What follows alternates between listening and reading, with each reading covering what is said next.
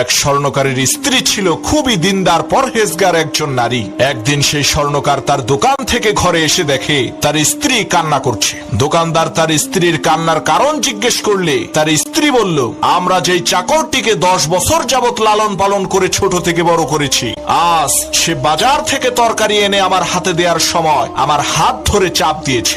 গত 10 বছরে এরকম কোন অশালীন কাজ সে করেনি, আজ কেন সে এমন কাজ করলো? স্ত্রীর মুখে এই কথা শুনে স্বর্ণকার কাঁদতে শুরু করলো। তার স্ত্রী বলল, তোমার আবার কি হলো, কাঁদো কেন? তখন সেই স্বর্ণকার বলল, এটা আমাদের চাকরের দোষ না, এটা আমার নিজেরই দোষ।